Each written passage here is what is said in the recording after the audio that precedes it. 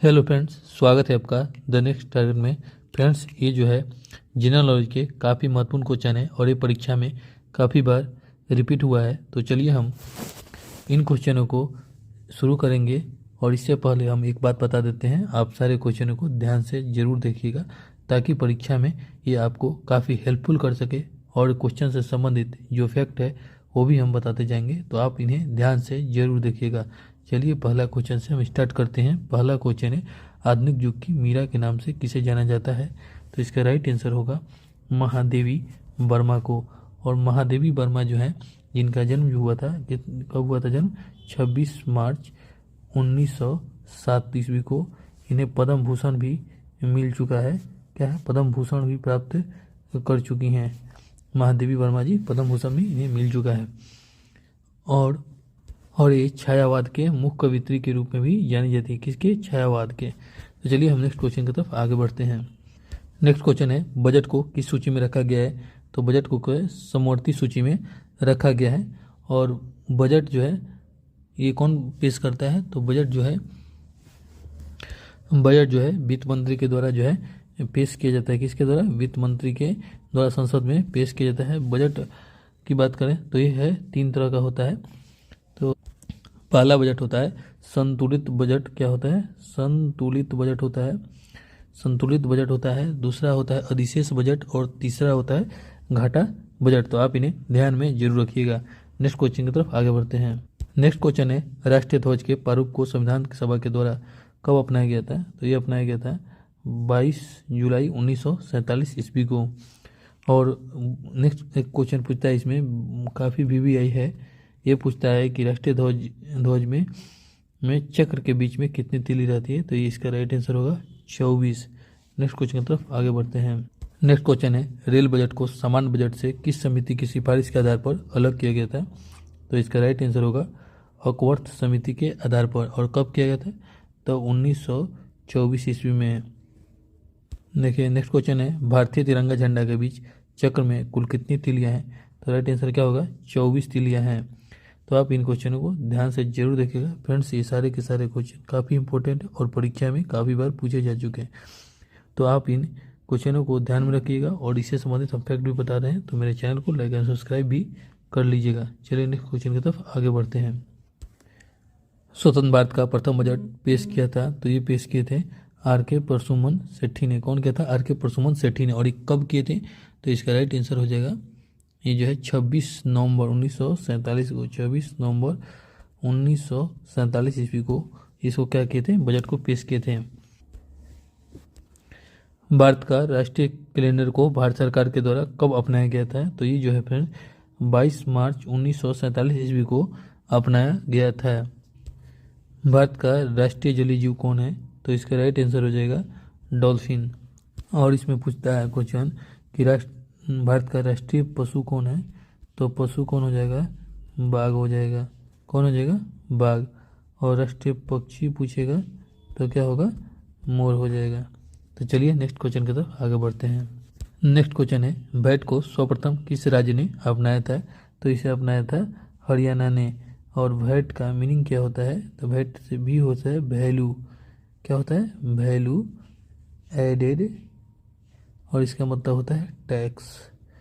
तो आप इसे समझ लिए होंगे। तो चलिए नेक्स्ट क्वेश्चन की तरफ आगे बढ़ते हैं। प्रथम हिंदी सम्मेलन 1975 में कहाँ पर संपन्न किया गया था? तो कहाँ किया गया था? नागपुर में। नेक्स्ट क्वेश्चन है, सेनवेट का संबंध किससे है? तो इसका राइट आंसर हो जाएगा फ्रेंड्स उत्पादन शुल्क से। किससे है? तो उत्पादन शुल्क से। नेक्स्ट क्वेश्चन है, विश्व का सबसे प्राचीन लिखित भाषा किसे माना जाता है? तो किसे माना जाता है? सुमेरियन को। किसे माना जाता है? सुमेरियन को। और ये जो भाषा है फ्रेंड्स, ये फ्रेंड्स जो भाषा है वो 2900 ईसा पूर्व की क्या है? भाषा है। तो चलिए हम नेक्स्ट क्वेश्चन की तरफ आगे बढ़ते हैं। भारतीय संविधान के 8वीं अनुसूची में कितनी भाषाओं को सम्मिलित किया गया है? तो किसने किया गया है? 22 भाषाओं को सम्मिलित किया गया है। नेक्स्ट क्वेश्चन है, सत्यमेव जयते कहाँ से लिया गया है? तो ये जो है मुंडको उपनिषद से लिया गया है। कहाँ से लिया गया? मुंडको उपनिषद से।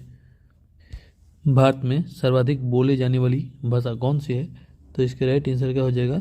हिंदी। हिंदी जो है सर्वाधिक बोले जाने वाली भाषा है। हिंदी के बाद कौन किसका स्थान आता है? तो हिंदी के बाद अगर कोई ज़्यादा भाषा बोला जाता है तो बांग्ला भाषा बोला जाता है। कौन? बांग्ला लैंग्वेज। नेक्स्ट क्वेश्चन है, आधुनिक युग का तुलसी किसे कहा जाता है? तो किसे कहा जाता है फ्रेंड्स? मैथिली शरण गुप्त को कहा जाता है। और इनका जन्म जो है 3 अगस्त जो है 1885 ईस्वी को, कितना 1885 ईस्वी में हुआ था। और इनका प्रसिद्ध रचना है यशोधरा, जयवर्थ और पंचवटी। संसार का सबसे बड़ा महाकाव्य है, तो ये कौन हो जाएगा फ्रेंड्स? महाभारत जो है संसार का सबसे बड़ा महाकाव्य है। नेक्स्ट क्वेश्चन है, सबसे अधिक बार बजट किसने पेश किया था? तो ये किए थे मोरारजी देसाई ने। और इन्होंने कितने बार बजट पेश किया था? 10 बार बजट को पेश किया था, जिसमें 8 जो है पूर्ण बजट थे। क्या थे? 8 जो है पूर्ण बजट था और 2 था अंतरिम बजट। कौन था? 2 जो है अंतरिम बजट था। अंतरिम बजट था 2। चलिए नेक्स्ट क्वेश्चन की तरफ आगे बढ़ते हैं। भारत का शेक्सपियर किसे कहा जाता है? तो ये कहा जाता है कालिदास को। फ्रेंड्स, अगर क्वेश्चन पसंद आता हो तो आप मेरे चैनल को लाइक एंड सब्सक्राइब जरूर करिएगा, ताकि हम आपको ऐसे ही क्वेश्चन लाकर अपडेट करते रहें और आप परीक्षा में आगे बढ़ते रहें। तो चलिए हम नेक्स्ट क्वेश्चन की तरफ आगे बढ़ते हैं। भारत का राष्ट्रगान जन गण मन को संविधान सभा ने कब अपनाया था? तो इसका राइट आंसर हो जाएगा 24 जनवरी 1950 को। कब? 24 जनवरी 1950 को। संविधान के किस अनुच्छेद में वार्षिक वित्तीय बजट का वर्णन किया गया है?